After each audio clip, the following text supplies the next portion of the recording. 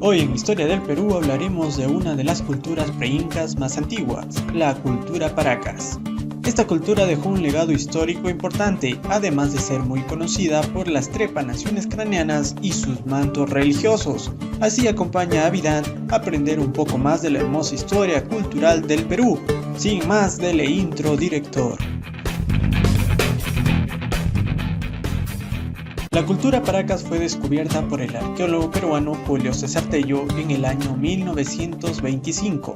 Su horizonte cultural se remonta al horizonte temprano entre los años 700 a.C.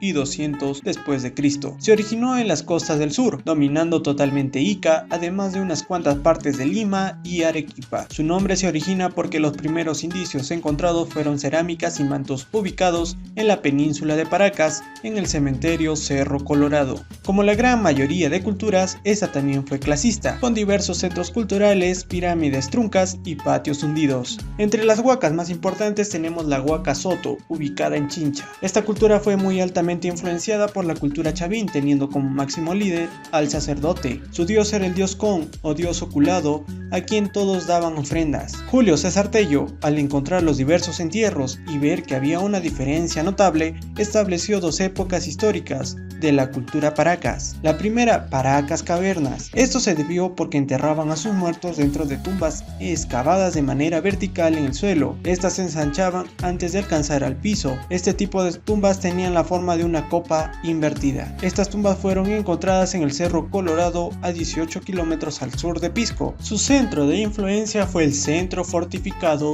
de Tajahuana, a las orillas del río Ica. Los cuerpos estaban envueltos en tejidos. Estos cuerpos presentaban deformaciones en los cráneos. Esta forma interesante de transformar sus cráneos ha sido llamada como deformaciones craneanas. Algo interesante es que al inicio de esta cultura su dios era un ser ocular. Al pasar el tiempo fueron cambiando hasta que este ser se transformó en un ser temible que portaba un cuchillo y una cabeza trofeo en sus manos. La segunda fase o época es Paracas Necrópolis. Esto se debió a los descubrimientos de los cementerios de Huaricayán y Cabeza Larga. Era de forma rectangular y tenían un aspecto más sofisticado que los anteriores. Estos ya tenían divisiones y compartimientos, lo cual daba un aspecto de ciudad de muertos. Claro, ¿recuerdan que hablamos de una sociedad clasista? Pues en estas ciudades de muertos eran enterrados personas importantes como los sacerdotes militares. Ahora bien, esta división de épocas de Julio César Tello no es correcta, ya que las últimas investigaciones de los últimos años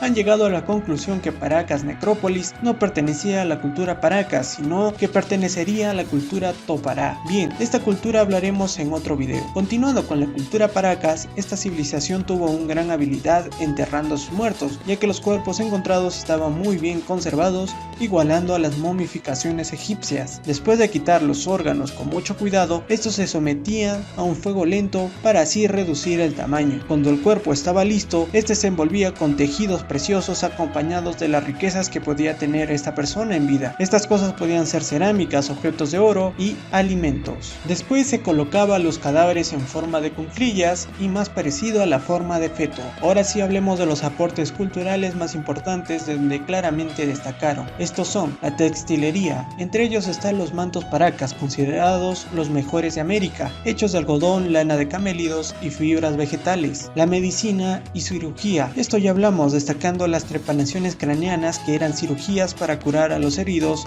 en las batallas o en accidentes. Además también tenemos las deformaciones craneanas. Esto consistía en deformar el cráneo de las personas de clase alta, alargando el cráneo desde muy pequeños con el simple hecho de diferenciarlo de los demás. La cerámica, esta tenía una forma ya definida, en forma de calabaza. Sus representaciones eran de animales, entre los cuales están los felinos y peces. Ahora, la cultura Paracas se prolongó hasta el periodo intermedio temprano, la cual muchos piensan que es un tipo de puente entre la cultura chavín y nazca, pues la cultura nazca heredó todas las tradiciones y aprendizajes de la cultura Paracas. Si te ha gustado el video, te invito a suscribirte y dejar tu like.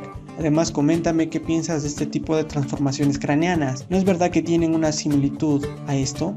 Bueno, yo fui Vidán, nos vemos en otro video y historiador.